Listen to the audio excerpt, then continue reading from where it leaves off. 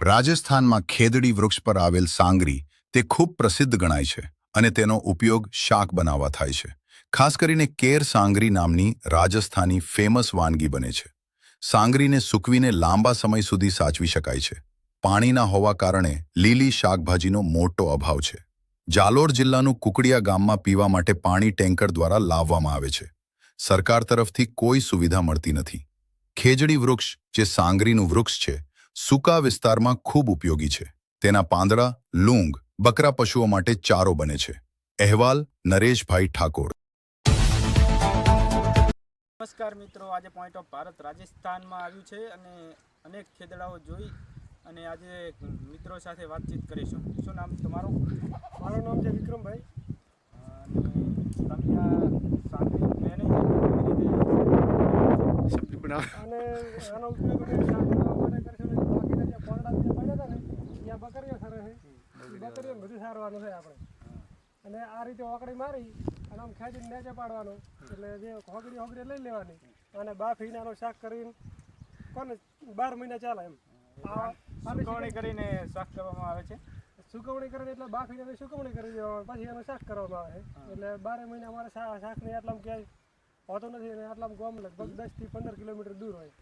એટલે એની શાક દૂધ મળે નહીં એટલે સુકવણી કરે ને એનું શાક કરીએ. લીલું મળતું નથી અને લીલું શાકભાજી અહીંયા કંઈ આટલામાં વિસ્તારમાં મળતું નથી. લીલું શાકભાજી તો આ બાજુ 10 કિલોમીટર આ બાજુ ને 50 કિલોમીટર લગભગ આ બાજુ જઈએ તો શાકભાજી મળે. એ દુકાનોમાં ભાવ ખૂબ હોય. ગુજરાતથી બધું માલ સામાન આવે છે. આપણે કોઈ થતું છે નહીં. આ તો બધું સૂકો બગડો પડ્યો. ખાલી વરહાળે એક ગુવાર વાવો એનો શાક થાય તો બાકી. અને અહીં કોઈ પાણીની વ્યવસ્થા કરી? નહીં, ટેન્કર લાવવા પડે. કેનાલો હેડી પણ કેનાલો બધું પાણી પૂરું થઈ જાય. બધી પાકી રહે તારો માર આવે સૌથી છેલ્લે લાસ્ટમાં. એના પાસે કોઈ આવતું નથી. અને હવે પાણીની પીવાની માટે કોઈ સુવિધા કરી? નહીં એવું પાણી પીવા માટે એવું છે કે વેચાતું લાવવું પડે. ટેન્કરના લગભગ 2000 રૂપિયા લે. 10-15 દિવસે એક ટેન્કર લાવવું પડે એ પીવા માટે. બીજું તો જે કોઈ ખોદો એનામાંથી આ કોઈ બકરા છે કોઈ ઢોરા કહેવાને કે નાવા ધોવા બધું એ ચાલે. ખોદો ધોવાના તેમાં પાણી મીઠું આવે કે ખારું? મીઠું આવે પણ પીવા પૂરતું ખાલી. એનાથી પિયત ના થાય કોઈ.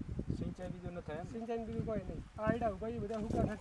આ વરસાદ વાયા હતા હવે પતી ગયા. અને આ તમે જો માલ ઢોર દેખાય છે તેની ચારીને તમારું ગુજરાન?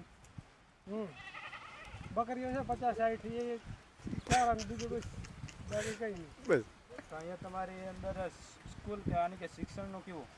શિક્ષણનો બિલકુલ અભાવ છે. શિક્ષણ આટલામાં ક્યાંય શાળા છે જ નહીં. આટલામાં લગભગ શાળા હશે 10-15 કિલોમીટર છે.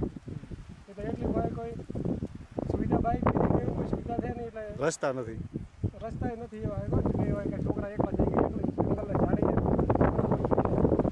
છોકરા માટે કોઈ બસ બીજી સુવિધા કરી નહીં? બસ અમારા માટે સુવિધા નથી. છોકરા માટે ક્યાં વાત આવી છે. બીજું બસ રેડી. સરકાર સામે શું કહેશો?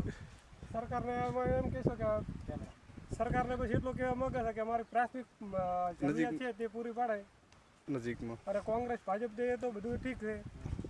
બધું વોટ લેવાનો ત્યારે આવે છે. એ પહેલાં કોઈ આવતા નથી.